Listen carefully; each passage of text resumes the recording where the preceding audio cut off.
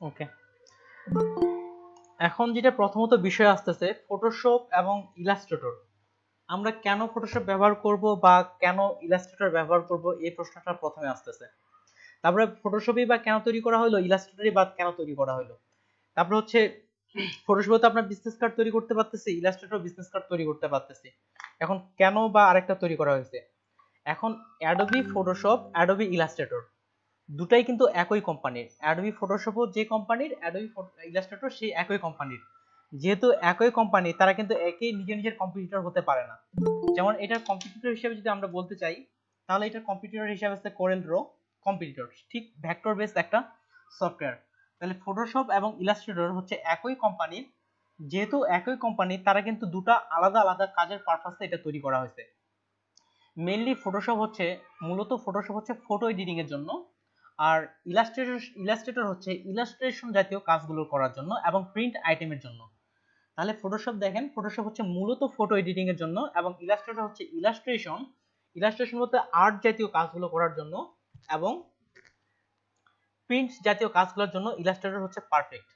এটা হচ্ছে প্রথম যে পার্থক্য। তারপরে যদি আমরা ফটোশপ এবং ইলাস্ট্রেটরের মধ্যে আসি, প্রধান যে পার্থক্য সেটা হচ্ছে ভেক্টর এবং রাস্টার বেস সফটওয়্যার। ভেক্টর এবং রাস্টার বেস সফটওয়্যার হচ্ছে আমরা যে এতদিন ধরে ফটোশপে কাজ করতেছিলাম, ফটোশপ হচ্ছে রাস্টার বেস সফটওয়্যার আর ইলাস্ট্রেটর হচ্ছে ভেক্টর বেস সফটওয়্যার। এখন প্রশ্ন হচ্ছে ভেক্টর জিনিসটা কি, রাস্টার জিনিসটা কি?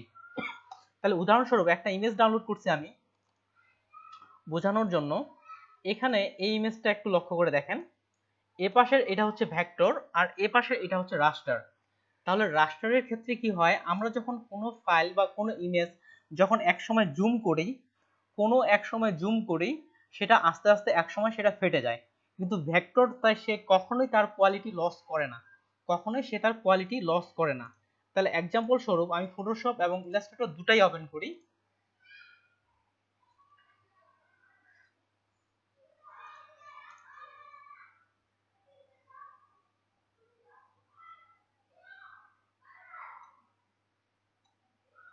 ওকে, ফটোশপ ওপেন করলাম, ইলাস্ট্রেটর ওপেন করতেছি।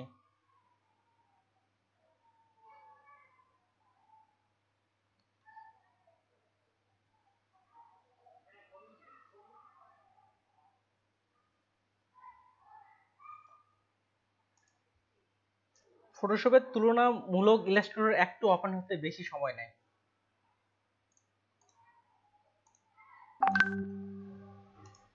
ওকে, ইলাস্ট্রেটর আমি আপাতত নতুন পেজ নিলাম। কিভাবে পেজ নয় এগুলা ডিটেলস আমি একটু পরে আসতেছি। আপাতত জাস্ট একটা পেজ নিলাম। তাহলে ঠিক সিম্পল ভাবে আমরা ফটোশপে শেপ নেওয়া জানি। তাহলে ফটোশপে আমি একটা নতুন পেজ নিচ্ছি। নতুন পেজ নেওয়ার পরে এখান থেকে আমি একটা পলিগনাল টুল নিচ্ছি। আচ্ছা, পলিগন না নিয়ে স্টার জাতীয় কোনো কিছু নেই, স্টার জাতীয় যেমন এটা এটা আমি তৈরি করলাম। ওকে, এটা তৈরি করলাম, এটা রেড কালারটা দিচ্ছি আমি, রেড কালার যেন বুঝতে সুবিধা হয়। রেড কালার নিলাম। দেখেন এটা আমি যখন জুম করতেছি, এখানে আরেকটা অপশন আছে, এই সাইডগুলো দেখেন এটা ফেটে যাচ্ছে। আরেকটা অপশন ভিউ থেকে, এটা আমি অফ করে রাখছি, আপনাদের ক্ষেত্রে শো করাবে। ভিউ থেকে সাব, আচ্ছা, শো পিক্সেল গ্রিডস একটু শো করছে, এটা আপনাদের ক্ষেত্রে শো করাবে, আমি ভিতর থেকে অন করে রাখছিলাম। তাহলে ফটোশপে যখন আমরা কোনো কিছু জুম করি, দেখেন অনেকটা জুম করতেছি, আস্তে আস্তে সেটা কি হচ্ছে, একটা ফেটে যাচ্ছে। তাহলে আস্তে আস্তে সেটা ফেটে যাচ্ছে, দেখেন একটা লাইন লাইন চলে আসতেছে। এগুলো এক একটা ঘর হচ্ছে পিক্সেল, আমরা অলরেডি জানি। ঠিক এই জায়গায় কর্নারে দেখেন এগুলা ফেটে ফেটে যাচ্ছে, এমনকি এটা শেপের ক্ষেত্রেও হচ্ছে। কিন্তু ইলাস্ট্রেটরের ক্ষেত্রে যদি আমরা সেম কাজটা করি, এখান থেকে আমি একটা শেপ নিচ্ছি, ঠিক একটা স্টার শেপ নিচ্ছি আমি। ওকে, কালার দিয়ে দিই, ঠিক red colour, similar red colour দিচ্ছি, নিলাম। এটা এখন আমি জুম করতেছি, পুরোটাই জুম করলাম, দেখেন এই ধরনের কোনো সমস্যাই নাই। তাহলে ফটোশপে আমি জুম করছি কত পার্সেন্ট, দেখেন ফটোশপে সর্বোচ্চ জুম করলাম, সর্বোচ্চ জুম হয় 3200%। এই যে কোণে দেখেন লেখা আছে 3200%, এটা জুম করছি আমি 3200%। বিশেষ করে এই কর্নার গুলো দেখেন এটা ফেটে ফেটে গেছে, বা একটা রাস্টার বেস এটা অনেকগুলো পিক্সেল মিলে নতুন একটা ইমেজের তৈরি করছে। কিন্তু ইলাস্ট্রেটরের ক্ষেত্রে এখানে আমি 64,000% জুম করছি। এখানে 32-এর পিছনে দুটা শূন্য, 32-এর পিছে দুটা শূন্য, অর্থাৎ 3200% জুম করা হয়েছে।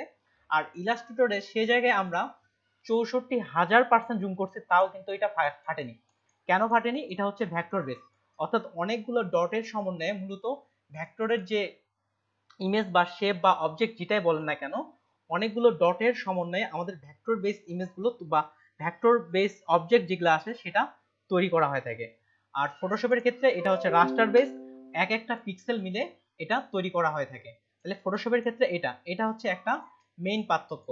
তারপরে ইলাস্ট্রেটরে যতগুলো কাজ হয় সবগুলো আপনার শেপের উপর কাজ হয়, যত কাজ হয় সবগুলো শেপের উপর।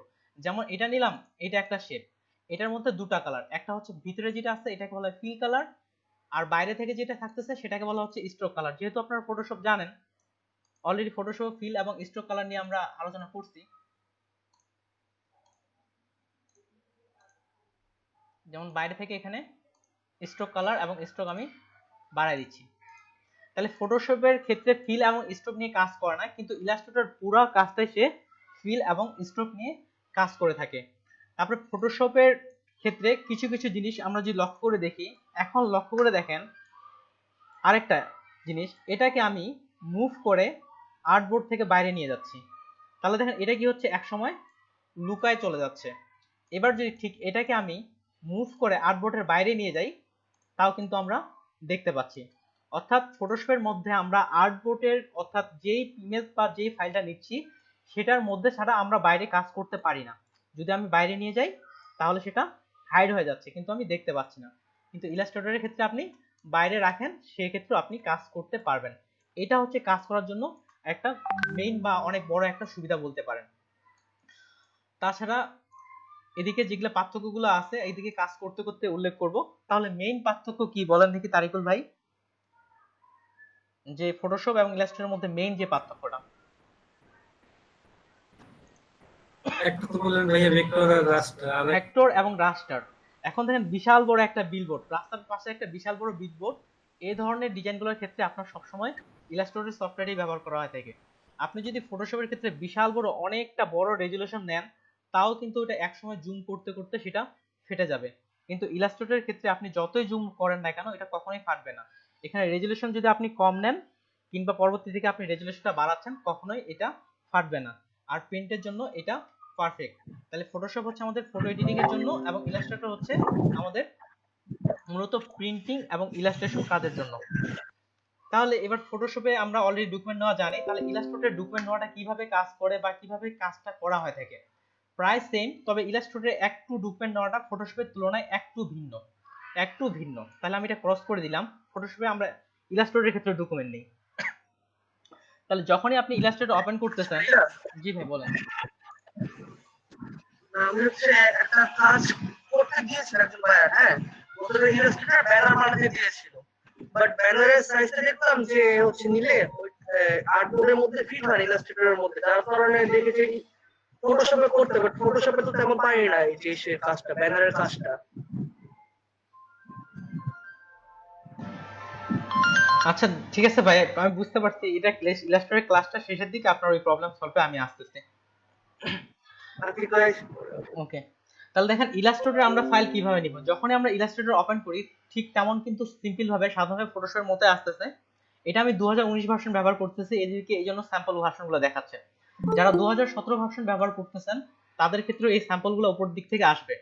তাহলে এখানে আমরা ক্রিয়েট ফাইল নেওয়ার জন্য এগুলো একটু আগে আমি যেগুলো কাজ করছি সেগুলো এখানে শো করাচ্ছে। এখানে দেখেন অলরেডি ক্রিয়েট ফাইল প্রিসেট কিছু দেয়া আছে, এখান থেকে নিয়ে আপনি সরাসরি ফাইল তৈরি করতে পারেন। ঠিক সিমিলার আপনি ফাইল থেকে নিয়েও তৈরি করতে পারেন, কিংবা এখানে ক্রিয়েট ফাইল লেখা আছে এখান থেকেও ফাইল তৈরি করতে পারেন। তাহলে আমি ক্রিয়েট নিউ এ ক্লিক করলাম, আর ওপেন মানে তো কোনো পূর্বের কোনো ফাইল বা কোনো ইমেজ যা কোনো কিছু আপনি ওপেন করতে পারবেন। তাহলে ক্রিয়েট নিউতে ক্লিক করলাম। এখান থেকে দেখেন কিছু কিছু কাজ ইলাস্ট্রেটরে যেই ধরনের কাজগুলো মূলত করা হয় সেই ধরনের সব কাজগুলোই কিন্তু উপরে দেয়া আছে। এই যে এখানে একটা লাইন দেওয়া আছে, এই লাইনটার পর থেকে। আর রিসেন্টলি ভাবে আমি যে সাইজগুলো নিয়ে কাজ করছি সেই সাইজগুলো রিসেন্টে চলে আসছে। আর সেভ মানে আমি পূর্বে থেকে যদি কোনো ফাইলের সাইজ সেভ করে রাখি সেক্ষেত্রে আমরা এখানে এটা সেভ করে রাখতে পারবো। তারপরে মোবাইলের যেমন মোবাইলের অ্যাপস ডিজাইনগুলো মূলত ইলাস্ট্রেটরে করা হয়, ফটোশপেও করা যায়, তবে এটা ইলাস্ট্রেটরই মূলত একদিক থেকে বেশি পারফেক্ট, ফোনেও করতে পারবেন। তাহলে মোবাইলের অ্যাপস ডিজাইনের জন্য অলরেডি পূর্বের কিছু ফোনের সাইজ দিয়ে দেওয়া হয়েছে।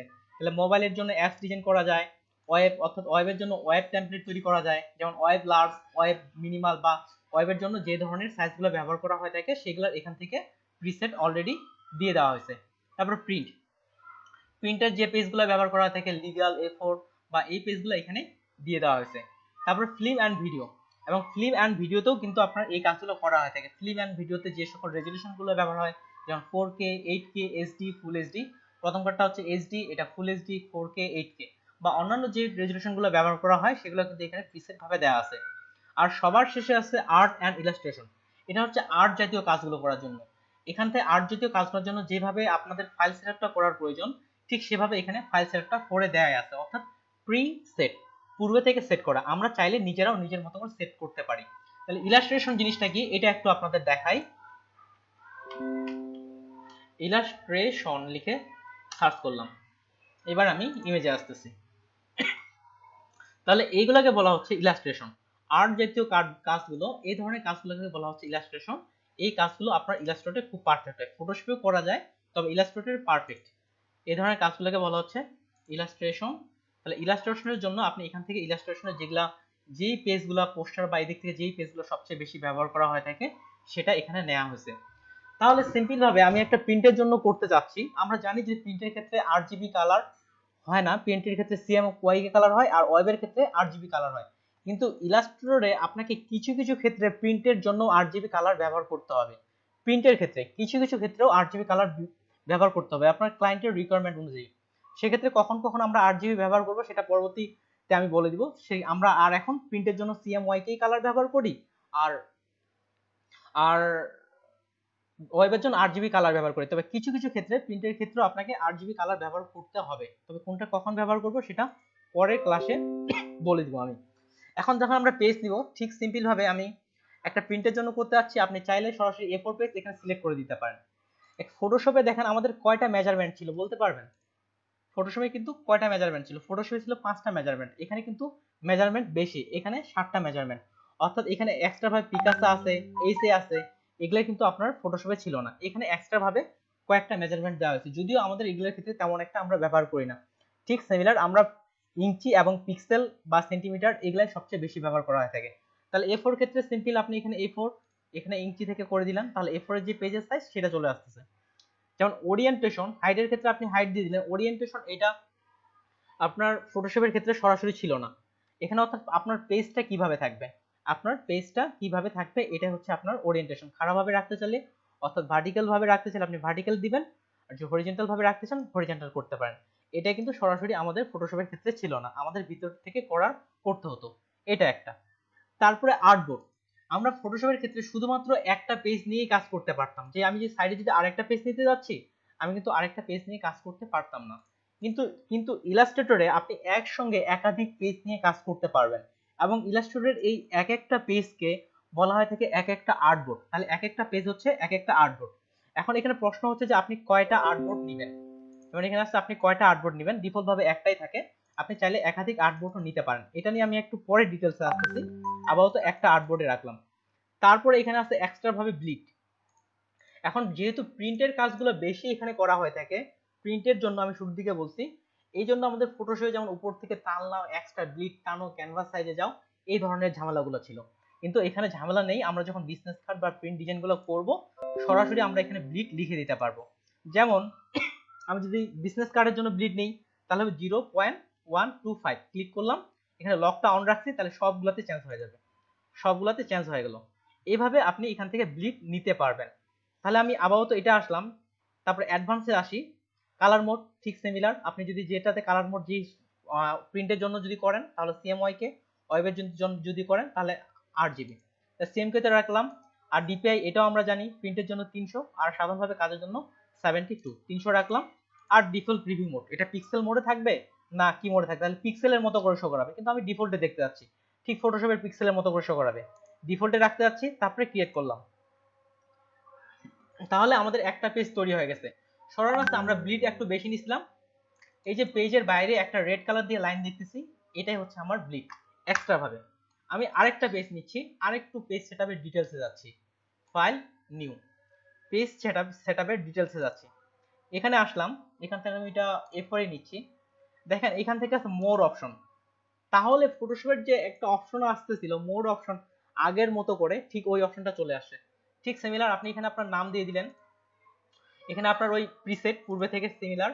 এখানে আর্টবোর্ডের বিষয়টা আসি, আপনি যদি চান বিজনেস কার্ডের ক্ষেত্রে আমাদের দুটো পার্ট লাগে, একসঙ্গে আপনি দুটো পার্টও নিতে পারবেন, তিনটা পার্ট, সরি যতগুলো পার্ট আপনি নিতে পারবেন। আমি তাহলে এখানে 10টা পার্ট নিচ্ছি। এখানে আমি কয়টা আর্টবোর্ড দিলাম? 10টা আর্টবোর্ড, অর্থাৎ 10টা পেজ আসবে। এর আগের বার কিন্তু আমরা আর্টবোর্ড নেইনি। তারপরে যে অপশনটা আসতেছে আপনার আর্টবোর্ড গুলো কিভাবে যাবে, যেমন এটা কিভাবে আসবে, যেমন আইকনগুলো দেখতে বুঝতে পারবেন। এটা কি আসতেছে ডান থেকে বামে, প্রথমে বাম থেকে ডানে, তারপরে নিচে, তারপরে কিভাবে আপনার আর্টবোর্ড গুলো সাজাবে সেভাবে আপনি এটা সাজাইতে পারবেন। আমি এখান থেকে এই আর্টবোর্ডটা সাজাইলাম।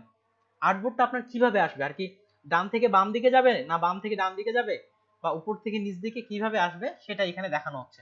তো আমি প্রথমটাই রাখলাম, এই বিষয়টা আমি ওপেন করার পর দেখাচ্ছি। এরপর আছে স্পেসিং, অর্থাৎ একটা আর্টবোর্ড থেকে, একটা পেজ থেকে আরেকটা পেজের কত দূরত্ব হবে। আপনি এখানে যত বেশি স্পেসিং বাড়াবেন তত বেশি একটা আর্টবোর্ড থেকে একটা আর্টবোর্ডের স্পেসিংটা বেশি হবে, একটা আর্টবোর্ড থেকে আরেকটা আর্টবোর্ডের স্পেসিংটা বেশি আসবে। যখন ফাইলটা ওপেন করব তখন এটা আরো ক্লিয়ারলি ভাবে বুঝতে পারবেন। আর কলাম, আর্টবোর্ডের আপনার কয়টা কলাম হবে বা কয়টা রো হবে সেক্ষেত্রে এটা 4টাই রাখলাম। আর হচ্ছে সাইজ A4, এটা আপনারা অলরেডি জানেন। হাইট ওয়াইড আপনারা জানেন। এখানে পয়েন্ট থেকে কি থাকবে ইঞ্চি এটাও জানেন, ওরিয়েন্টেশনও জানেন, গ্রিডও জানেন। বাকিবার সব অপশনগুলো আপনারা অলরেডি জানেন। তাহলে এটা আমি ক্রিয়েট ডকুমেন্ট করলাম। তাহলে আমরা চান্স কি আনছি, এখানে আর্টবোর্ড দিছি 10টা, এখানে স্টার্টিংটা দিছি বাম থেকে ডানে, কলাম দিছি 4টা, আর স্পেসিং দেওয়া আছে এটা। এবার আমি ক্রিয়েট ডকুমেন্ট করলাম। এবার দেখেন 10টা পেজ কিন্তু তৈরি হয়ে গেছে। তাহলে দেখেন 1টা 2টা 3 4 5 6 7 8 9 10। কোণের দিকে লক্ষ্য করেন, এই যে নিচের দিকে এখানে লেখা আছে 8, অর্থাৎ আমার 8 নাম্বার আর্টবোর্ডটা সিলেক্ট করা আছে। এখানে ক্লিক করতেছি, দেখেন এখানে কোণে লেখা আছে কত 10, তার মানে আমি 10 নাম্বার আর্টবোর্ডে আছি। আর আর্টবোর্ডের নাম্বারিংটা করা হয়েছে এইভাবে, যেমন এটা হচ্ছে 1, এটা হচ্ছে 2, 3, 4, 5, এইভাবে আপনার আর্টবোর্ড গুলো গেছে। এটাই আপনার এখানে আর্টবোর্ডের সিরিয়ালটা বলা হচ্ছিল।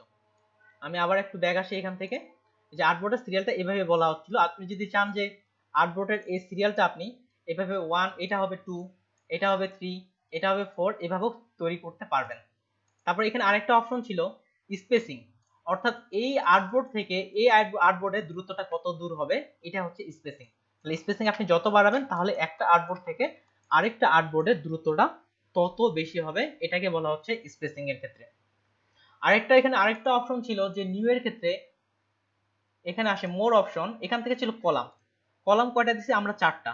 তাহলে দেখেন এখানে কলাম হচ্ছে কয়টা 4টা, এই যে 1টা 2টা 3টা 4টা। আপনি যদি 6টা কলাম দিতেন তাহলে এখান থেকে কলামগুলো কমে আসতো। তাহলে এখান থেকে আমরা কলামও তৈরি করতে পারি। তাহলে পেজ সেটআপ হচ্ছে এটাই, যেমন এটাতে আমরা কোনো ব্লিড নেইনি, কোনো ব্লিড নেই। আর এটার ক্ষেত্রে আমরা ব্লিড নিছিলাম, এই যে রেড কালি দিয়ে বাইরে একটা ব্লিড শো করাচ্ছে। ফাইল ক্রিয়েট নিয়ে কারো কোনো প্রশ্ন আছে কি, যে কোনো ফাইল কি ক্রিয়েট করতে পারবেন? আপনাকে যদি বলি যে আমি বিজনেস কার্ডের জন্য আমার একটা ফাইল ক্রিয়েট করে দেন, আপনি বিজনেস কার্ডের সাইজটা আপনি অলরেডি জানেন ইলাস্ট্রেটরের জন্য।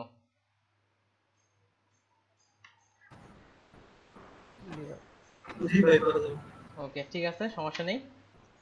তা বিজনেস কার্ডের ফাইল কি আমরা যখন বিল নিচ্ছিলাম আর কি, ওখানে যখন হ্যাঁ ব্লিডের ক্ষেত্রে দেখেন এখানে কি করবে, যেমন আমি বিজনেস কার্ডের মেইন যে প্রিন্ট সাইজটা কত বলেন দেখি, মেইন প্রিন্ট সাইজ কত?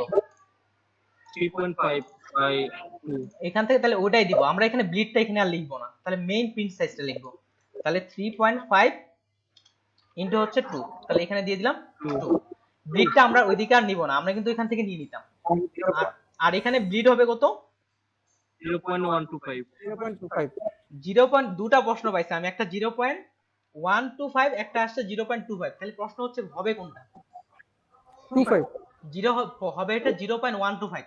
কেন হবে সেটা এখন বলতেছি আমি। কেন 0.125 হবে?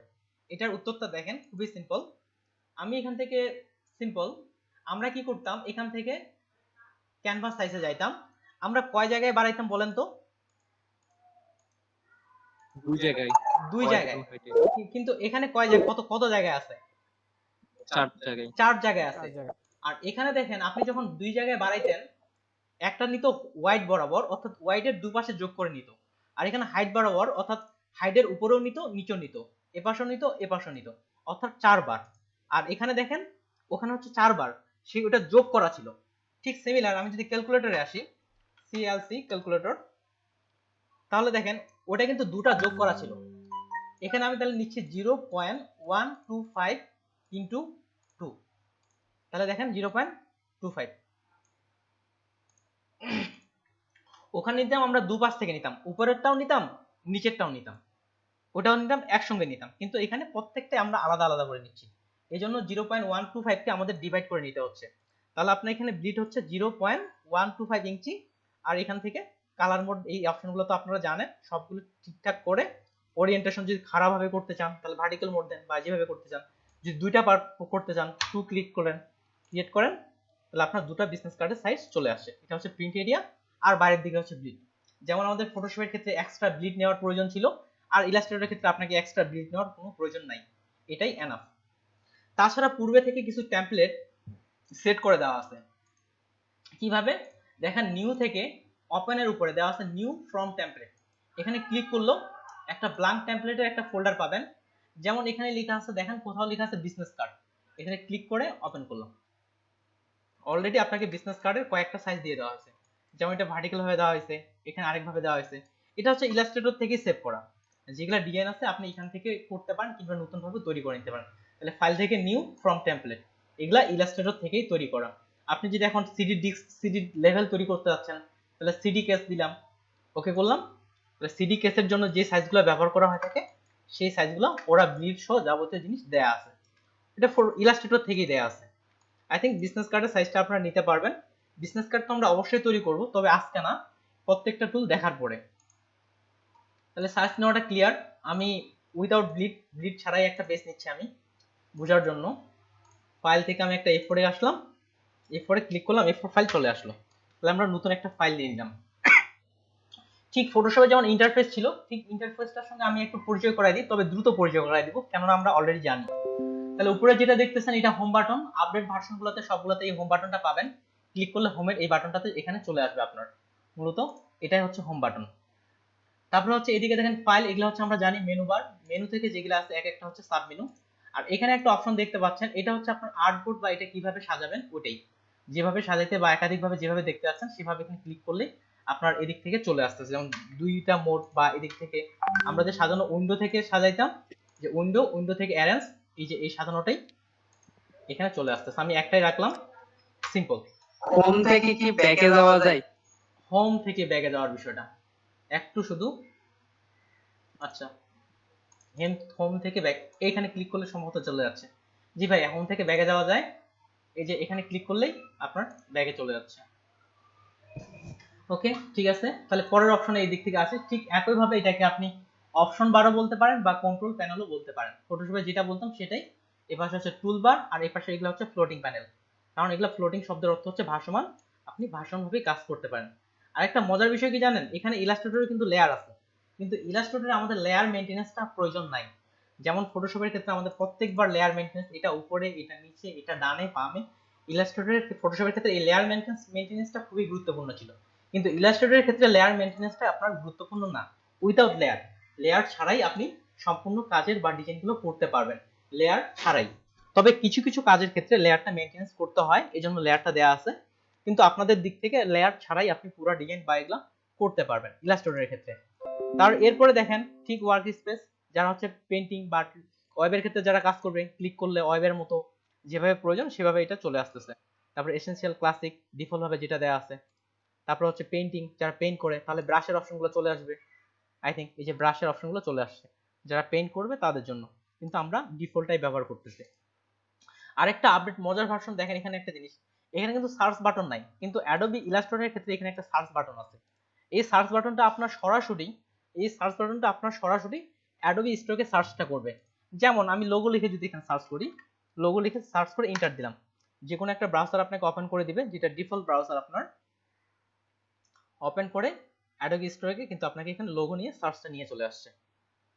তাহলে আপনার যদি কোনো কিছু ডিজাইন বা দিক থেকে প্রয়োজন হয়, সরাসরি এখানে এসে আপনি এখন সার্চ দেন। আমি যে ফ্লেয়ার সম্পর্কে আইডিয়া নিতে যাচ্ছি, FLYER ফ্লেয়ার লিখে LYER ফ্লেয়ার লিখে সার্চ করলাম, ঠিক এখানে একটা ফ্লেয়ার লিখে সার্চ করা হয়ে যাচ্ছে।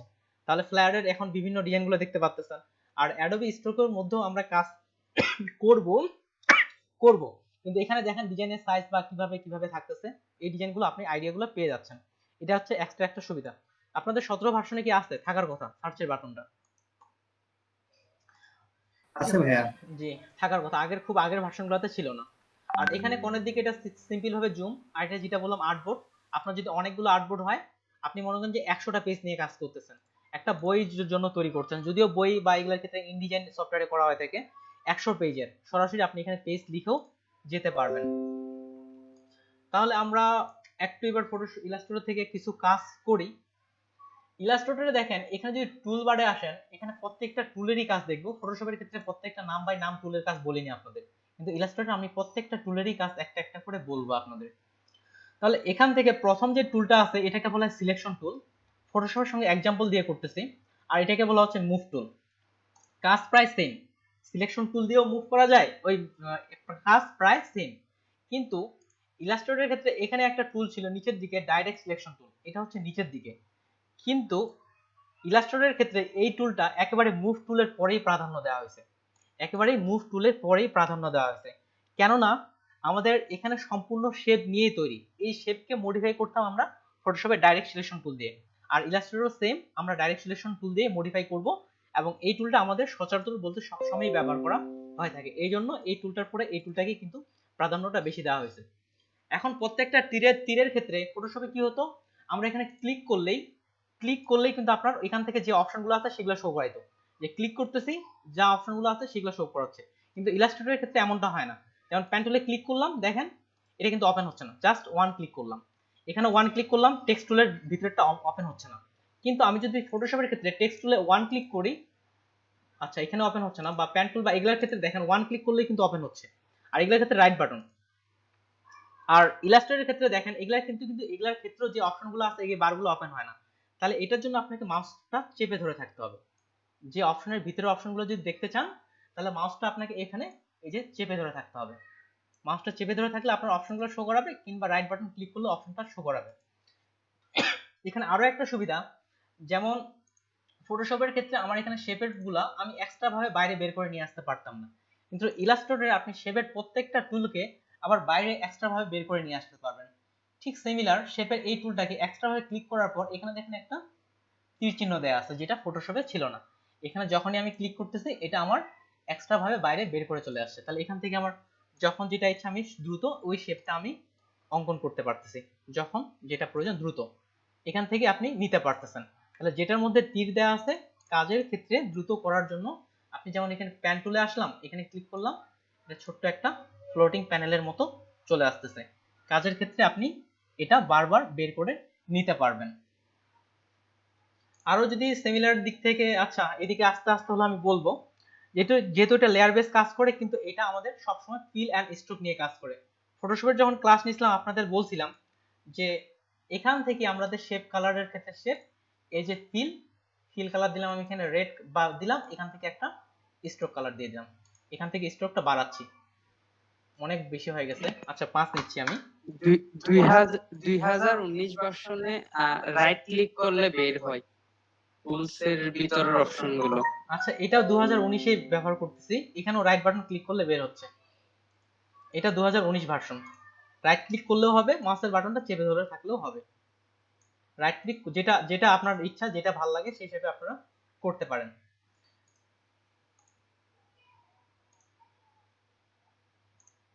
লাস্টলি আমি কোনটার ক্ষেত্রে জানিয়েছিলাম,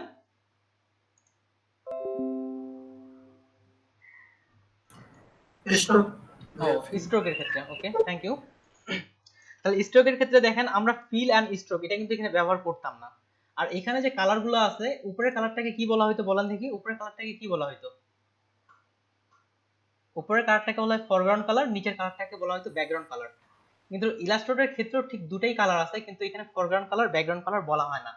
উপরেরটাকে বলা হয় ফিল কালার আর পিছনেরটাকে বলা হয় স্ট্রোক কালার। তাহলে এখানে আমি জাস্ট আপনাদের পার্থক্যগুলো তুলে ধরতেছি, তাহলে বুঝতে সুবিধা হবে যে কোনটা কোনটা। তাহলে এখানে এটাকে বলা হয় ফরগ্রাউন্ড কালার, পিছনটাকে বলা হয়তো ব্যাকগ্রাউন্ড কালার। আমরা কিন্তু অল্টার চেপে এখানে কালার অ্যাপ্লাই করতে পারতাম, যেমন এখানে আমি একটা নতুন লেয়ার নিলাম, এখানে সিলেক্ট করলাম, অল্টার চেপে কালার অ্যাপ্লাই করতে পারতাম, কিংবা কন্ট্রোল চেপে ব্যাকগ্রাউন্ড কালারটা অ্যাপ্লাই করতে পারতাম। কিন্তু এখানে তেমনটা কিন্তু না, ইলাস্ট্রেটর তেমনটা না। এটা আপনার পুরাটাই ঠিক এই শেপে যেভাবে কালারটা অ্যাপ্লাই করতাম আমরা ফিল অ্যান্ড স্ট্রোক দিয়ে কালারটা অ্যাপ্লাই করতাম, ঠিক পুরাটাই কিন্তু ফিল অ্যান্ড স্ট্রোক দিয়ে এখানে। যেমন আমি এখানে একটা শেপ নিছি, এই শেপের ক্ষেত্রে দেখেন এটা ডিফল্ট কালার, ডি চাপলেও এখানে ডিফল্ট কালারটা শো করে, এখানেও ডিফল্ট কালার। তাহলে ভিতরে যেটা আছে হোয়াইট কালার, এটা হচ্ছে ফিল কালার। এই যে হোয়াইট কালারটা আমি চেঞ্জ করতেছি, এখানে ওকে বললাম, তাহলে ভিতরের কালারটা চেঞ্জ হয়ে গেল। আর স্ট্রোক, এখানে স্ট্রোক থেকে ডাবল ক্লিক করেন, স্ট্রোকের কালারটা আমি কোনটা গ্রিন রাখি, তাহলে এটা বোঝা যাবে। ওকে বললাম, তাহলে স্ট্রোকের ক্ষেত্রেও এটা সিলেক্ট করা ছিল না, এই জন্য কালারটা চেঞ্জ হয়নি। মাস্ট বি আপনাকে সিলেক্ট করতেই হবে। সিলেক্ট করলাম, এখানে ডাবল ক্লিক করলাম, এখান থেকে গ্রিন কালার অ্যাপ্লাই করলাম, ওকে বললাম। এবার দেখেন গ্রিন কালার অ্যাপ্লাই হয়েছে। তাহলে আপনি প্রত্যেকটাই, এটা পুরাটাই শেপ নিয়ে কাজ করে এবং পুরাটাই পাথ নিয়ে কাজ করে। ফটোশপের ক্ষেত্রে দেখেন এটার ক্ষেত্রে কি কোনো পাথ ছিল? যেমন এটা আমি সিম্পল ভাবে নিছি, এটাতে কিন্তু কোনো পাথ নেই, কোনো এটাতে পাথ নেই। আপনি পাথের ক্ষেত্রে যান, পাথ এটাতে নেই। কিন্তু এই যে শেপ নিছিলাম, এটার ক্ষেত্রে কিন্তু আপনি পাথ পাবেন। এই যে এখানে পাথ আছে, কিন্তু এই যে পাথের অপশনে পাথ আছে, যেটাতে আমি শেপ নিছিলাম সেটাতে পাথ আছে। কিন্তু ইলাস্ট্রেটরের ক্ষেত্রে আপনি যাই নেন না কেন, পুরাটাই পাথ। এই যে আমি ক্লিক করতেছি, এই যে এখানে দেখেন ভিতর দিকে, এই যে পিছন দিকে পাথ শো করাচ্ছে। এই যে মাউসটা ধরে রাখলাম, পাথ, এই যে পয়েন্টার গুলো এখানে অ্যাঙ্কর পয়েন্ট আমরা জানি অলরেডি। তাহলে ইলাস্ট্রেটরে আপনি যাই কাজ করতেছেন সবগুলো ফিল এবং স্ট্রোক কালারের মধ্যে বিদ্যমান, এবং যা কিছু নেবেন সবগুলোই আপনার পাথের মধ্যেই কিন্তু থাকবে। যত ডিজাইন আপনার টেক্সটটাও পাথ করতে পারবেন, যা কিছু আছে সবগুলোই পাথ দিয়ে ডিজাইনটা করা যায়। তাহলে মেইনলি এগুলাই পার্থক্য। তাহলে ইলাস্ট্রেটর সম্পর্কে আমরা ছোট প্রথম আজকে মুভ টুল দিয়ে কি কি করা যায় সেটা দেখি। মুভ টুল দিয়ে কি কি করা যায়, বা আনডু কিভাবে করব, রিডিও কিভাবে করব, এই বিষয়টা। তাহলে প্রথম যে টুলটা আছে ইলাস্ট্রেটর, এটা মুভ টুল বলা হয় না, এটাকে বলা হয় সিলেকশন টুল। তাহলে সিলেকশন টুল দিয়ে আমরা কি কি করতে পারি এটা আসি এবার এখান থেকে। আমি এখান থেকে একটা শেপ নিচ্ছি, সিম্পল একটা শেপ নিলাম, ডিফল্ট কালার দিচ্ছি, ডি চাপলে ডিফল্ট কালার চলে আসবে। সিম্পল ভাবে একটা নিলাম। তাহলে প্রথমত এই সিলেকশন টুল দিয়ে আপনি মুভ করতে পারবেন ইচ্ছা মতো, যেখানে ইচ্ছা যেভাবে মুভ করতাম। আর লেয়ারের মতো লেয়ার সিলেক্ট করার প্রয়োজন নাই, যেমন আমাদের ফটোশপে এই লেয়ার সিলেক্ট করতে হইতো। যেমন আমি এটা রেড কালার মুভ করতে যাচ্ছি, কিন্তু রেড কালার মুভ হচ্ছে না, আমাকে লেয়ার সিলেক্ট করতে হইতো। ইলাস্ট্রেটরের ক্ষেত্রে এই ঝামেলাটা নাই, আপনি বাইরে থেকে এটার উপর ক্লিক করলে এটা সিলেক্ট হয়ে যাবে, অর্থাৎ অটো সিলেক্ট হয়ে যাবে। ফটোশপের যেটা অটো সিলেক্ট, এই অটো সিলেক্ট হয়ে যাবে আপনার। তাহলে ক্লিক করলেই আপনার অটো সিলেক্ট হয়ে যাবে, ইচ্ছা মতো আপনি মুভ করতে পারতেছেন। এক নাম্বার মুভ করতে পারতেছেন। দুই নাম্বার আপনি রিসাইজ করতে পারবেন। এখানে দেখেন আমি যখনই ক্লিক করতেছি ঠিক সিম্পল ভাবে ঘর চলে আসতেছে। দেখেন এখানে যে আপনি একটা এই যে ছোট্ট ছোট্ট করে ঘরগুলো দেখতেছেন, এই ঘরগুলোকে বলা হয় বাউন্ডিং বক্স। এই যে একটা একটা ঘর দেখতেছেন, এই ঘরগুলোর নাম হচ্ছে বাউন্ডিং বক্স। আর পুরা যে সবগুলা মিলে পুরা সাইজটা যদি ধরি, তাহলে এটাকে বলা হয় রিসাইজ হ্যান্ডেল, বা এই যে ফোনে আসতেছি তখন এটাকে বলা হচ্ছে রিসাইজ হ্যান্ডেল। আর এক একটা ছোট ছোট ছোট ঘর দেখতেছেন, এগুলোর নাম হচ্ছে বাউন্ডিং বক্স। এবার আসি, তাহলে এক, আমি এটাকে মুভ করতে পারতেছি, দুই, আপনি রিসাইজ করতে পারতেছেন। ঠিক সিমিলার, সাইড থেকে আসলেন, সাইজ থেকে আসলে ছোট বড় করতে পারি, অল্টার চাপলে ফটোশপেরই মতো সিমিলার, এই জন্য ডিটেলসে যাচ্ছি না। তারপর রোটেটও করতে পারবেন। এই যে আমি রোটেট করতেছি, শিফট চেপে ঘুরাইলে এটা 45 ডিগ্রি অ্যাঙ্গেলে রোটেট হয়। কেউ কি বলতে পারবেন ফটোশপে আমরা শিফট চেপে ধরলে কত কত ডিগ্রি অ্যাঙ্গেলে রোটেট হয় ডিফল্ট ভাবে? ফটোশপের ক্ষেত্রে আমরা যদি রোটেট করি ডিফল্ট ভাবে এটা 15 ডিগ্রি অ্যাঙ্গেলে রোটেট হয়। কন্ট্রোল টি দিলাম, উপরে দেখেন এখানে এই যে অ্যাঙ্গেলের ক্ষেত্রে এই যে শিফট চেপে এটা একবার ঘোরাচ্ছি, দেখেন এটা -15 ডিগ্রি। তাহলে ফটোশপের ক্ষেত্রে রোটেট হয় ডিফল্ট ভাবে আপনার 15 ডিগ্রি করে, আর ইলাস্ট্রেটরের ক্ষেত্রে রোটেট হয় 45 ডিগ্রি করে। তাহলে আপনি এটা রোটেটও করতে পারতেছেন। তাহলে রোটেট করতে পারতাম, মুভ করতে পারলাম, তারপর হচ্ছে সিলেকশন করতে পারবেন, যেটা আমি অল্টার চেপে একটা কপি নিলাম, একসঙ্গে সবগুলো ধরলাম, আপনি সিলেক্টও করতে পারবেন, এই সবগুলো ধরে সিলেকশনও করলাম। রোটেট করতে পারলাম, তারপর হচ্ছে কপি, যেমন অল্টার চেপে ধরে সিলেকশন টুল থেকে আমরা ডিফল্ট 45 ডিগ্রিটা কি কমানো বাড়ানো যায়? এটা সেটিং থেকে দেখতে হবে, সরাসরি আমার জানা নেই, যেতে পারে। ওকে, এই যে এখান থেকেই করা যেতে পারে, আমার এটা জানা নেই। ঠিক আছে, আমি কালকে এই বিষয়টা দেখবো, লিখে নিচ্ছি। তাহলে ডিফল্ট ভাবে এখানে 45 ডিগ্রি হয়, আর ইলাস্ট্রেটর ফটোশপের ক্ষেত্রে এটা 15 ডিগ্রিতে হয়ে থাকে। তাহলে আমরা অল্টার চেপে কপি করতে পারতেছি। এবার মজার যে বিষয়টা আসি, সিলেকশন টুলের ক্ষেত্রে মুভের কিছু মজার বিষয় আছে। মজার একটা শর্টকাট হচ্ছে কন্ট্রোল ডি, এটা ইলাস্ট্রেটরের ক্ষেত্রে খুবই গুরুত্বপূর্ণ, কন্ট্রোল ডি। তাহলে দেখেন, এই শেপটাকে আমি টেনে কিছু অংশ মুভ করে নিচে নিয়ে আসলাম, হালকা অংশ মুভ করে নিচে নিয়ে আসলাম। এই অবস্থায় যদি আমি কন্ট্রোল ডি প্রেস করি, তাহলে দেখেন এটা লাফায় লাফায় ঠিক যতটা অংশ আমি মুভ করছি ঠিক ততটাই অংশ এটা মুভ হচ্ছে। কন্ট্রোল ডি চাপতেছি, ঠিক ততটাই অংশ মুভ হচ্ছে। ঠিক সিমিলার ভাবে এখানে ক্লিক করলাম, মুভ করে শিফট চেপে হালকা একটু সাইডে নিয়ে আসতেছি, এটা মুভ করে সাইডে নিয়ে আসলাম। তাহলে যখনই কন্ট্রোল ডি চাপতেছি, এটা সিলেক্ট থাকা অবস্থায় তখনই ততটা অংশ সে মুভ করতেছে। তাহলে এটা হচ্ছে একটা মুভের অংশ, আমরা মুভ করতে পারি। আরেকটা হচ্ছে আমরা কপি করতে পারি ঠিক সেম স্পেস বরাবর। কিভাবে? এটাকে আমি অল্টার চেপে এখান থেকে এখানে কপি করলাম, সিম্পল ভাবে কপি করলাম। এটা সিলেক্ট থাকতে হবে, নাহলে কিন্তু হবে না। লাস্ট যেটা আছে সেটা সিলেক্ট থাকতে হবে। ক্লিক করলাম, এবার কন্ট্রোল ডি চাপেন, ঠিক যতটা বরাবর ফাঁকা আপনি কপি করছেন, মুভ করছেন, ঠিক ততটা বরাবর কন্ট্রোল ডি চাপলে এটা একটা করে কপি করবে। তারপরে আবার এগুলো সবগুলো সিলেক্ট করলাম, অল্টার চেপে সাথে শিফট চেপে নিচের দিকে নিলাম। এখন আবার কন্ট্রোল ডি চাপেন, আবার চলে আসবে। চেপে ধরে থাকলে এটা নিতেই থাকবে, আর যদি চেপে একবার করে চাপেন সেক্ষেত্রেও নিবে। এটা হচ্ছে সবচেয়ে যে স্পেশাল বিষয় সিলেকশনের টুলের, এটাই বলতে পারেন কন্ট্রোল ডির বিষয়টা। এখন এই যে সবগুলো আমি একসঙ্গে সিলেক্ট করতে পারতেছি, সিলেক্ট করে এখন আপনি ইচ্ছা মতো মুভ করতে পারবেন। সিলেকশনের ক্ষেত্রে শিফট ছোট বড় ধরে ছোট বড় করতে পারবেন, এটা একটা। এখন এখানকার দেখেন অনেকগুলো আছে কালার। আমরা ফটোশপের ক্ষেত্রে কিভাবে সিলেক্ট করতাম লেয়ার, এই যে আমার কয়েকটা লেয়ার আছে, কিভাবে আমরা সিলেক্ট করতাম? শিফট সেভে শিফট চেপে। আমি যদি এখানে 1 নাম্বার আর 5 নাম্বার সিলেক্ট করতে যাই, তাহলে কন্ট্রোল কন্ট্রোল চেপে। কিন্তু ইলাস্ট্রেটরের ক্ষেত্রে কিন্তু এটা না। ইলাস্ট্রেটরের ক্ষেত্রে আপনি যদি একটা একটা করে সিলেক্ট করতে চান, তাহলে আপনাকে শিফট চেপে করতে হবে। আর ফটোশপের ক্ষেত্রে আমি যদি 5 নাম্বার 4 নাম্বার এটাকে সিলেক্ট করতে চাইতাম, আমরা কন্ট্রোল চেপে চেপে সিলেক্ট করতাম। আর শিফট চেপে কিন্তু অল সিলেক্ট হতো, শিফট চেপে অল সিলেক্ট হতো। কিন্তু এখানে ইলাস্ট্রেটরের ক্ষেত্রে আমি যেটা যেটা সিলেক্ট করতে চাচ্ছি, সেক্ষেত্রে আপনাকে শিফট চেপে সিলেক্ট করতে হবে। আমি কয়েকটার মধ্যে সিলেক্ট করতে, যেমন এটা সিলেক্ট করলাম, শিফট চেপে এটাকে সিলেক্ট করলাম, তাহলে এই দুটো সিলেক্ট হয়েছে। এটা সিলেক্ট করলাম, দেখেন এই দুটাই মুভ হচ্ছে। তাহলে ইলাস্ট্রেটরের ক্ষেত্রে আমরা সিলেক্ট করব কিভাবে? শিফট চেপে। আর ফটোশপের ক্ষেত্রে কন্ট্রোল চেপে সিলেক্ট করা হয় থাকে। তাহলে সিম্পল আমরা একটা ডিজাইন করি। আজকে সিলেকশন টুলের বাইরে তেমন একটা যাব না।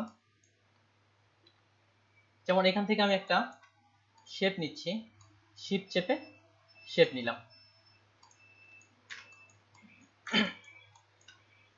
শিফট চেপে শেপ নিলাম, তারপর এটা উপরে রাখলাম। আচ্ছা, এটা সাইজটা একটু ছোট করে দিই, এখান থেকে ছোট করলাম। এখন এটার বরাবর আমি অল্টার চেপে এটাকে নিচের দিকে শিফট সহ ক্লিক করলাম। এখন কন্ট্রোল ডি চেপে এটাকে আমি কপি করলাম। ডি চেপে ধরে থাকেন, হতে থাকবে, আর একবার করে চাপলে একটা করে হবে। তারপর সবগুলোকে সিলেক্ট করে আমি অল্টার চেপে এটাকে কপি করলাম, মুভ করে হালকা একটু এটার ভিতরের দিকে চাপা রাখলাম। ওকে, তারপর আবার এটাকে অল্টার চেপে সাইডে একটা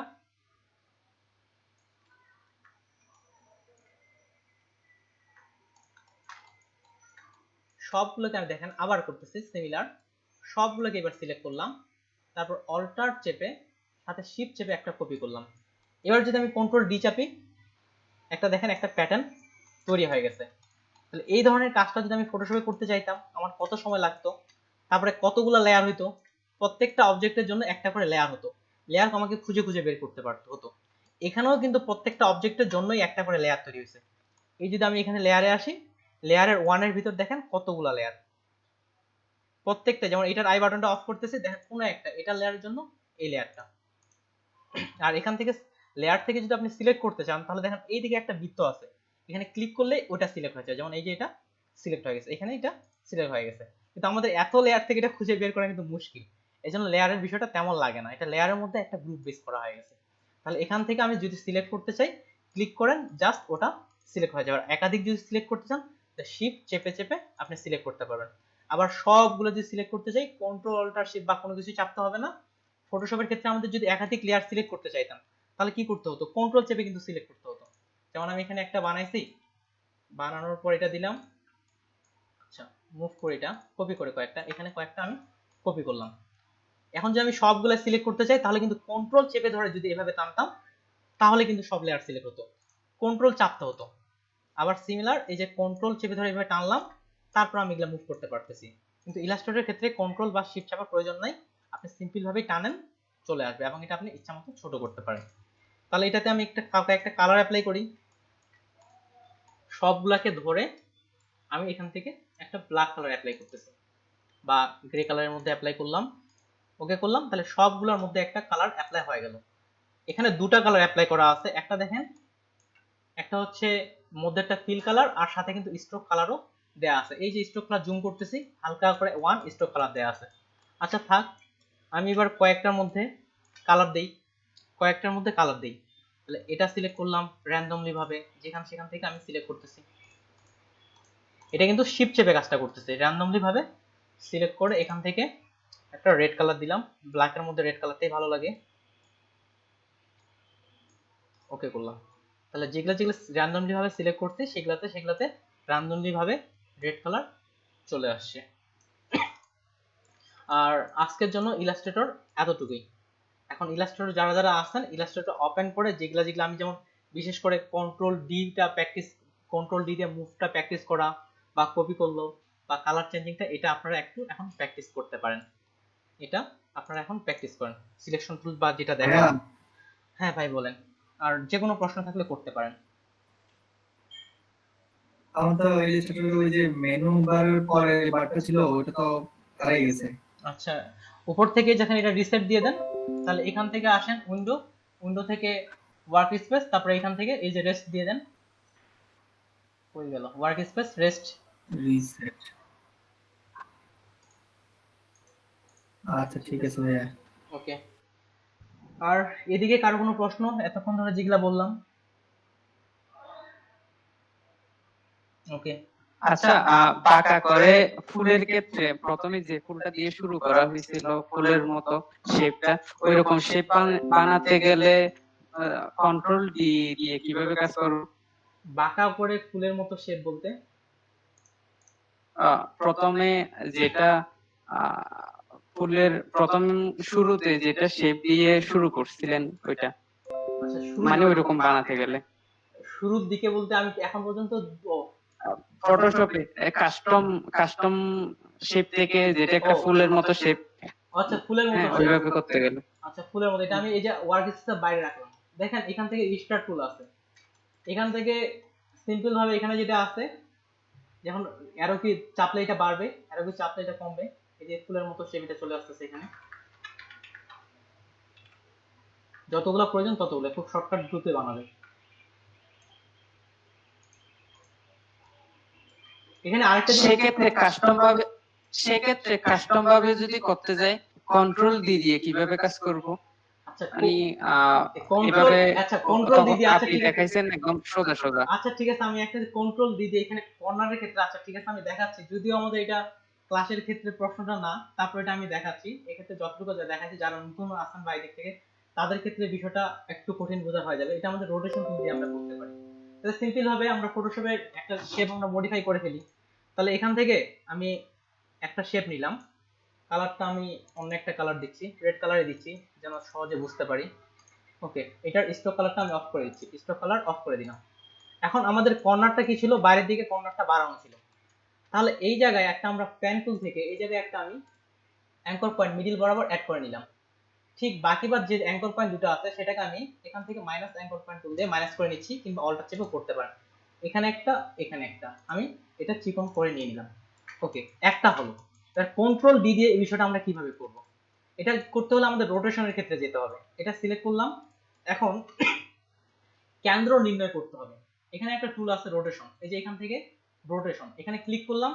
ক্লিক করার পর ঠিক এটার মিডিল কেন্দ্র বরাবর আমি যদি নিতে চাই একটা বৃত্ত নিই, সেক্ষেত্রে আরো সুবিধা হবে। আচ্ছা, বৃত্তটা আমি এই জায়গায় এটা নিয়ে নিলাম। এখন এই দুটাকে অ্যালাইন করি, এটা R2 সিলেকশন করব। আচ্ছা, এদিকে যারা নতুন আছেন সেক্ষেত্রে এটা বিষয়টা আপনাদের খুব কঠিন ভাবে দেখার দরকার নেই, এটা বিষয়টা আমরা পরের ক্লাসে আসবো। তাহলে এটা নিলাম। এখন এটা বরাবর এটাকে আমি কন্ট্রোল ডি দিয়ে রোটেশন করব। এটা সিলেক্ট করলাম।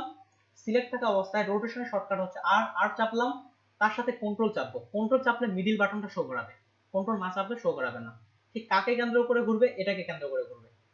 কন্ট্রোল চেপে এখানে একটা ক্লিক দিলাম, এবার রোটেশন চলে আসে। সরি, অল্টার চেপে এখানে ক্লিক দিতে হবে, অল্টার চেপে ক্লিক দিলাম। এবার হচ্ছে অ্যাঙ্গেল, এখানে আপনি কতগুলা নেবেন। আমি চাচ্ছি যে এখানে 25টা হবে। আমরা জানি একটা পূর্ণ বৃত্ত সমান সমান হচ্ছে 360 ডিগ্রি। অনেকভাবে করা যায়, আপনি ক্যালকুলেটর দিয়ে করে লিখতে পারবেন। যেমন 360 ডিগ্রি ডিভাইড, আমি কয়টা নিতে যাচ্ছি? 25টা, ডিভাইডেড 25, তাহলে কত হলো? 14.4। আপনি এখানে সরাসরি 14.4 লিখে দিয়ে কাজটা করতে পারবেন, তাহলে কত হবে? 25টা। কিংবা 360 ডিগ্রি ডিভাইডেড 25 এটাও লিখতে পারবেন। তারপর এটা প্রিভিউ নিয়ে দেখতে পারবেন যে কেমন আছে। এই ডিগ্রিটা দিলাম, তারপরে এটা কপি করলাম। সরি, সিলেক্ট করছি এটাই সিলেক্ট করতে হবে, রোটেট টুল। এটাকে যেহেতু করবো এটাকে সিলেক্ট করতে, কিন্তু আমার বৃত্ত সিলেক্ট ছিল। অল্টার চেপে ক্লিক করলাম, 360 ডিগ্রি ডিভাইডেড 25টা নিতে যাচ্ছি, এই জন্য 25 দিলাম। এখান থেকে 25, তারপর এটা কপি। এবার শুধু কন্ট্রোল ডি চাপেন, চেপে ধরে থাকেন। ওকে, তাহলে এটা ক্লিয়ার। আর এটা সবগুলো এখন প্রত্যেকটা আলাদা আলাদা করে শেপ আছে, সবগুলো কিন্তু আমরা একসাথে করতে চাই, শেপ বিল্ডার টুলও ব্যবহার করতে পারি, পাথফাইন্ডার টুলও ব্যবহার করতে পারি।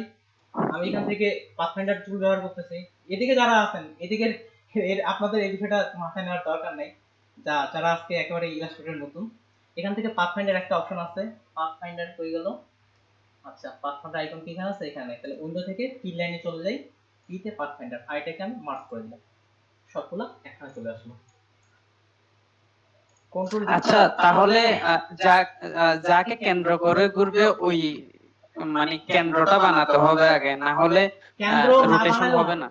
কেন্দ্র না বানাইলেও হবে, কিন্তু আমরা যদি এখানে বৃত্তটা না নিতাম তাহলে কিন্তু কেন্দ্রটা পারফেক্ট ভাবে নিতে পারতাম না।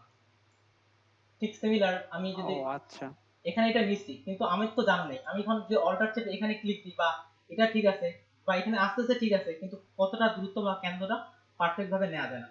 ঠিক এক্সাম্পল স্বরূপ এই ঘড়িটাও এইভাবে বানানো যেতে পারে। আর কেন্দ্রটা সেই সময় আনার জন্য কন্ট্রোল আপনাকে প্রেস করে, যদি কন্ট্রোল প্রেস করেন তাহলে কেন্দ্রটা আপনাকে শো করাবে, তা না হলে শো করাবে না। বুঝতে পারছি। ওকে, ঠিক আছে। এদিকে তারিকুল ভাই সহ যারা আছেন আপনারা যেটা দেখাইলাম এখন, এটা প্র্যাকটিস করার দরকার নেই। এই টুলগুলোর ক্ষেত্রে আমরা প্রত্যেকটাতে একটা একটা করে আসবো, তবে যতটুকু এই যে সিলেকশনের ক্ষেত্রে দেখাইলাম সেটা আপনারা প্র্যাকটিস করুন। আর যে কোনো প্রশ্ন আসলে আমাকে করবেন। তাহলে আপাতত আমি মিউট করতেছি, জাস্ট যে প্র্যাকটিস করেন যেগুলো দেখাইলাম। ভাইয়া, হ্যাঁ ভাই বলেন, ওই যে আপনার বিষয়টা। এই যে হ্যাঁ বলেন। সবগুলো টুল শেষ হলে কি আমরা কি লোগো ধরবো নাকি আপনার ফ্লায়ার ডিজাইনটাই ধরবো আবার? আমরা এখানে লিস্টটা যেভাবে করা হয়েছে, আমাদের সবগুলা টুল শেষ হলে আমরা চলে প্রথমত বিজনেস কার্ড আবার এখানে করব। প্রত্যেকটা বিষয় আমরা 3 দিন করে সময় নেব।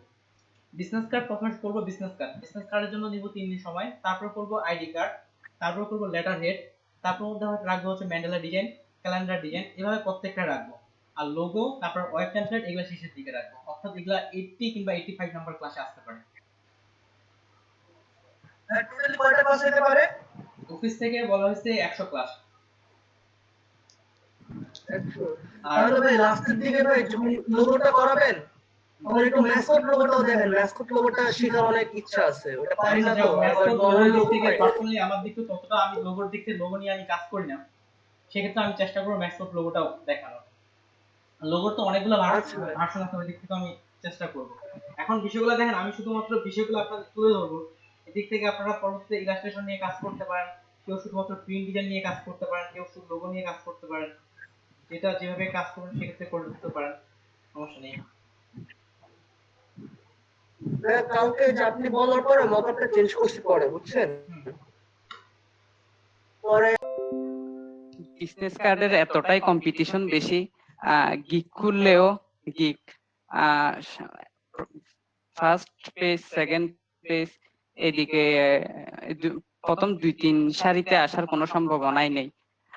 তো সেদিক থেকে ওইটা শেষ পর্যন্ত বাদ দিতে হয়েছে। এখন ফাইবারে যদি খুব তাড়াতাড়ি অর্ডার পাইতে হয়, মানে যেগুলো যে কাজের কম্পিটিশন কম ওইরকম কোনো কাজ চুজ করতে হবে যাতে গিগ র‍্যাঙ্ক করতে সুবিধা হয়। ওকে, অলরেডি এই কথাটা আমি গতকালের ক্লাসেই বলছি, আমাদের বের করতে হবে যেটাতে কম্পিটিটর কম কিন্তু আবার টানটা আর কি চাহিদা বেশি, এই কাজগুলো বের করতে হবে, তাহলে দ্রুত অর্ডার পাওয়া যেতে পারে। তার মধ্যে সব চাইতে হ্যাঁ আর ভিডিও ছাড়া যদি গিগ ক্রিয়েট করা হয় তাহলে সব চাইতে বেশি প্রাধান্য দিতে হবে গিগ ইমেজকে। ওকে, হ্যাঁ সবচাইতে বেশি প্রাধান্য দিতে হবে গিগ ইমেজ। ভিডিও ছাড়া যদি আপনারা এদিকে ক্রিয়েট করতে চান, গিগ ইমেজটা অত্যন্ত প্রাধান্য দিতে হবে। গিগ ইমেজের ক্ষেত্রে হলে আপনারা আরো বেশি সময় নেন। দেখেন গিগ ডিসক্রিপশনটা আসে, কেননা গিগ ইমেজ দেখেই কিন্তু আপনার গিগের মধ্যে ক্লিক করবে, তারপরে আপনার ডিসক্রিপশন পড়লে পড়তে পারে, না পড়লে না পড়তে পারে, কিন্তু গিগ ইমেজটা উপরে শো করাচ্ছে। ওকে, আর কোনো? ভাইয়া ইমপ্রেশন জিনিসটা কি? ওকে, ইমপ্রেশনের বিষয়টা, ইমপ্রেশনটা দেখেন এখানে ইমপ্রেশন, তারপরে ক্লিক, ভিউ, এই বিষয়গুলো আসে। আর সাম্প্রতিক মনে হয় ভিউ এর বিষয়টা তুলে ফেলছে, এখন শুধু রাখছে ইমপ্রেশন, ক্লিক, কনভারসেশন। আরেকটা অপশন ছিল, সেটা হচ্ছে ভিউ। ইমপ্রেশন বিষয়টা দেখেন আপনার সার্চে কতটুকু আসতেছে। দেখেন আপনার পেজের মনে করেন এটা 1 নাম্বার পেজে চলে আসছে, তাহলে আপনার ইমপ্রেশনটা অনেক বেশি আসবে। যদি 5 নাম্বার পেজে আসে সেক্ষেত্রে ইমপ্রেশনটা কম আসবে। যত বেশি গিগটা আপনার উপরে থাকবে বা মানুষের দিকে সার্চে বেশি আসতেছে, তত বেশি আপনার ইমপ্রেশন বাড়বে। এরপর আসতেছে ক্লিকের বিষয়টা, যখন আপনার গিগটা সার্চে কেউ আসলো, আসার পরে আপনার গিগ ইমেজটা, জি বলেন। ইমপ্রেশনটা হচ্ছে কি, ফাইবারে যে একটা লাভ টাইপের রিঅ্যাকশন থাকে অথবা না সেভ না টাইপ, যে এটার না না, জন্য কি হয় ইমপ্রেশনটা? ওটার জন্য বাড়বে, ওটার জন্য বাড়বে।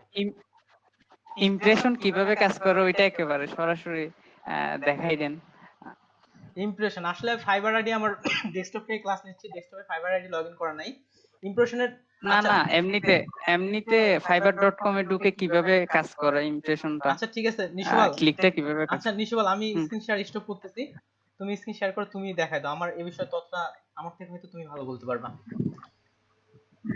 আচ্ছা, এই ক্ষেত্রে সবার জন্য সুবিধা হবে, স্ক্রিন শেয়ার করার জন্য দেখো ডান পাশে লেখা আছে প্রেজেন্ট নাও। প্রেজেন্ট নাও থেকে ইওর এন্টায়ার স্ক্রিন, ওটাতে ক্লিক করো, একটা ছোট্ট একটা পপ আপ মেনু আসবে, স্ক্রিনটাতে ক্লিক করার পর শেয়ার বাটনে ক্লিক করলে স্ক্রিন শেয়ার হয়ে যাবে।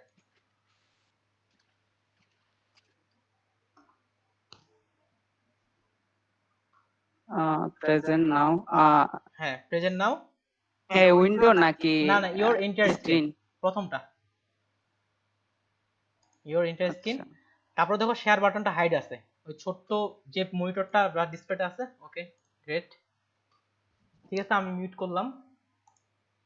আচ্ছা, এখন কি দেখা যাচ্ছে? হ্যাঁ হ্যাঁ দেখা যাচ্ছে।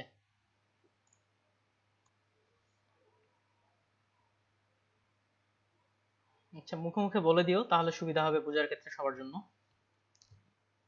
যেমন লোগো ডিজাইন দিয়ে সার্চ করলাম, তো আমি যদি এরকম স্ক্রল করে যাই, এগুলো কিন্তু প্রত্যেকটা গিগে একটা একটা করে ইমপ্রেশন হচ্ছে। এভাবে যত স্ক্রল করব, এই প্রত্যেকটা গিগে একটা একটা করে ইমপ্রেশন হচ্ছে, আমার কাছ থেকে ওরা ইমপ্রেশন পাচ্ছে। আর আগে ভিউর বিষয় ছিল, এখন ভিউর বিষয়টা এখন তুলে ফেলছে। আর ক্লিকের বিষয়টা হচ্ছে ইমপ্রেশন হওয়ার পর যদি কেউ ক্লিক করে, এরকম গিগে ভিজিট করে, তাহলে ওইটাই ক্লিক হিসেবে ধরা হয়। এখানে একটা বিষয় বলা বাহুল্য, দেখেন আপনার গিগ ইমেজটা যখন ভালো হবে বা গিগ ভিডিওটা ভালো হবে থাম্বনেলের ক্ষেত্রে, তখনই কিন্তু আপনার গিগে ক্লিক করবে। দেখেন কিছু কিছু ক্ষেত্রে এখানে একটা বিষয় আরো বলা প্রয়োজন, অনেকেই আমাদের জন্য স্পামিং কিছু গ্রুপ আছে ফেসবুকে, দেখবেন যে ফাইবার গিগ মার্কেটিং এগুলাতে পোস্ট না করাই ভালো। একটা জিনিস লক্ষ্য করে হ্যাঁ দেখবেন, হ্যাঁ হ্যাঁ আপনার হ্যাঁ গিগে যদি ক্লিক হ্যাঁ বেশি, জি হ্যাঁ, আসলে অনেকে ওই গিগের এখানে ফেভারিট বাড়ানোর জন্য চেষ্টা করে, অনেকে বলে তাকে ফেভারিট বাড়ালে গিগ র্যাঙ্ক করে, ওইটা আসলেই কোনো কাজে দেয় না। এটা আসলে কোনো কাজের না। দেখেন গিগের ফেভারিটটা অনেকে বাড়ায় কি করে, যে তারিকুল ভাই আইডি আমাকে চিনে আসে, আমাকে দিয়ে দিল, আমি ওনার সাথে লাভ রিয়েক্ট দিয়ে দিলাম বা লাইক দিলাম, ওই যে বর্তমানে যে 50 লেখা আছে স্ক্রিনে, এভাবে লাভ রিয়েক্ট দিলাম। এখানে একটা জিনিস খুবই গুরুত্বপূর্ণ, দেখেন আপনার ফাইবার আপনারটা ধরে নেন যে ফার্স্ট পেজে এনে দিছে, আপনার গিগটা ফার্স্ট পেজে এনে দিছে ফাইবার, এটা কিন্তু ফাইবার করতে গিয়ে করা যায়। তাছাড়া আপনাদের যেভাবে গিগের ডিসক্রিপশন লিখলাম এইভাবে করলেও ফার্স্ট পেজে আসলো। কিন্তু আপনার গিগে ক্লিক করতেছে, আপনার গিগে মানুষ ক্লিক করতেছে, ক্লিক করলো, ক্লিক করার পর আপনাকে এটা ট্যাবটা কেটে দিল, আপনাকে অর্ডার করলো না। যদি এটা বেশি হয়, আপনার গিগে ক্লিক করতেছে কিন্তু আপনাকে অর্ডার করতেছে না, এমনটা যদি হয় তাহলে আপনার গিগের র্যাঙ্ক কমে যাবে, পিছিয়ে যাবে।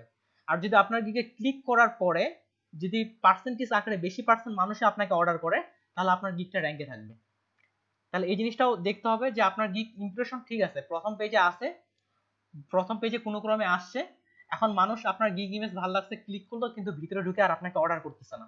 এভাবে আপনার ক্লিক রেট বাড়তেছে কিন্তু আপনাকে অর্ডার করতেছে না, এই জন্য আপনার গিগটা পিছিয়ে যাওয়ার একটা সম্ভাবনা আছে।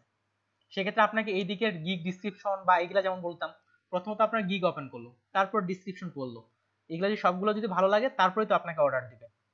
আর ভালো লাগলো না অন্যকে অর্ডার দিয়ে দিল, তাহলে আপনার গিগটা আবার পিছিয়ে চলে যাবে। সেজন্য প্রত্যেকটা জিনিসে আমরা কোনো জিনিসটা মিসিং করব না গিগ তৈরির ক্ষেত্রে। এখনো ফুল, আর হ্যাঁ আর কেউ মেসেজ দিয়ে নক করলে যদি রিজেক্ট করে দেওয়া হয়, সেক্ষেত্রেও গিগ র্যাঙ্ক ডাউন হওয়ার সম্ভাবনা থাকে। হ্যাঁ গিগ ডাউন হওয়ার সম্ভাবনা থাকে। হ্যাঁ, আমার তো মেসেজ দেয় বাট হচ্ছে অর্ডার তো প্লেস করে না, তাহলে কি আমার গিগ তো মনে হয় ডাউন খাচ্ছে। হ্যাঁ এগুলোর জন্য ডাউন খাবে, কিন্তু যখন আপনার গিগ থেকে যদি মেসেজটা করে, সরাসরি মেসেজ আসছে আরেকটা গিগ থেকে মেসেজ, যদি গিগ থেকে মেসেজ করে তাহলে উপরে গিগের নামটা আসে। যদি এমনটাই বেশিরভাগটা হয় যে বারবার মেসেজ করা হচ্ছে কিন্তু আপনাকে অর্ডার করা হচ্ছে না, লাস্টলি ভাইবারে যেটা আপডেটে আমি দেখছিলাম, যদি এমনটা হয় সেক্ষেত্রেও গিগে ডাউন করে দেওয়া হয়, কেননা আপনার গিগের কোয়ালিটি খারাপ, এই জন্যই আপনি অর্ডার পাচ্ছেন না। তার মানে ফাইবার ধরে নিচ্ছে আপনার গিগের কোয়ালিটি খারাপ, এই জন্য আপনার অর্ডার পাচ্ছেন না। যদি কোয়ালিটি ভালো হতো তাহলে তো বায়ার আপনাকে অর্ডার বাজেট হয় না ভাই, এটা তো সমস্যা। এটাই ভাই, এইগুলা এই জিনিস বিষয়গুলো এখন বেশি ফ্লো করতেছে, 17 সাল বা তার আগের দিকে এই বিষয়গুলো তেমন একটা ফ্লো করতো না। এখন যেমন 17 সাল বা তার আগে, যেমন আপনাদের এই যে কিওয়ার্ডের কথা বললাম, বারবার ব্যবহার করলে গিগ ফার্স্ট পেজে চলে আসতো, কিন্তু এখন আর এটা নাই, যে বারবার কিওয়ার্ড করলেন যে ফার্স্ট পেজে গিগ চলে আসলো। তারিকুল ভাই ইমপ্রেশন বিষয়টা কি বুঝতে পারছেন না আবার দেখাবো আমি, বা এদিক থেকে সবার দিক থেকে? বুঝছি ভাইয়া। ওকে, তাহলে ভাই দেখেন এই যে বললাম না গিগ ইমেজ বা ভিডিও, যদি আপনারা এদিক থেকে কেউ ভিডিও করতে পারেন তাহলে আপনার সামনাসামনি মুখের সামনে দিয়ে যেভাবে যে ভিডিওটা দেখাইলাম অতটা স্পেশাল না হোক, তবে সিরিয়াসলি আমার দিক থেকে আমরা অলরেডি ভয়েস দিয়ে আমার ভিডিও আছে, তবে সামনাসামনি ভিডিও আমি করব। আচ্ছা ভাইয়া, লিঙ্কডইন যে বললেন যে লিঙ্কডইন তুমি ইনস্টাগ্রাম অথবা টুইটারে যে মার্কেটিংটা, হ্যাঁ ওখানে মনে করেন আমি হচ্ছে একটা কাজ করলাম নিজের থেকে পার্সোনালি, হ্যাঁ সাথে হচ্ছে আমার হচ্ছে বিহাসের লিংকটা দিয়ে দিলাম অথবা হচ্ছে আমার যে পোর্টফোলিও লিংক জিমেলেরটা দিয়ে দিলাম, আচ্ছা তাহলে কি ভালো হয় নাকি একবার ওটার পরে? আচ্ছা, আমার পার্সোনালি মতামত যদি বলি, শুরুর দিকে যদি আপনার ফলোয়ার না থাকে সেক্ষেত্রে লিংকটা না দেওয়াই ভালো। আপনার যখন কিছু ফলোয়ার হয়ে যাবে তখন আপনি লিংকটা শেয়ার করেন। শুরুর দিকে আপনার ওটা থাকবে এরকম যে স্বার্থ ছাড়া প্রমোশন, যখনই আপনি কোনো লিংক অ্যাড করতেছেন তার মানে আপনি আপনার বিহান্সের ভিউ বাড়াইতে যাচ্ছেন। হ্যাঁ হ্যাঁ হ্যাঁ, শুরুর দিকে আপনি করবেন স্বার্থ ছাড়া, পরে তখন আর কি স্বার্থ ছাড়া পোস্টগুলো, তবে ওখানে ডিজাইনগুলো খুব সুন্দর সুন্দর ডিজাইনগুলো পোস্ট করতে হবে, আপনার সেরা সেরা ডিজাইনগুলো, পরে লিংকগুলো শেয়ার করেন, আমার এটা পার্সোনালি মতামত। হ্যাঁ, বুঝতে পারছি। আর হচ্ছে ভাইয়া মিশনটা হচ্ছে ইসে বিএসএর পাশাপাশি টিমব্লার, তারপর পিন্টারেস্ট অ্যাকাউন্টও খুললাম, বাট পিন্টারেস্ট অ্যাকাউন্টের কিছু বুঝতে পারতেছি না, আর টিমব্লারও কিছু বুঝতে পারতেছি না। দেখেন শুরুর দিকে সবগুলো না করে দুটা সোশ্যাল মিডিয়াকে প্রথমে টার্গেট করেন, একটা হচ্ছে ইনস্টাগ্রাম আর একটা হচ্ছে লিঙ্কডইন। ইনস্টাগ্রামের ক্ষেত্রে ইনস্টাগ্রাম আইডি কার কার আছে?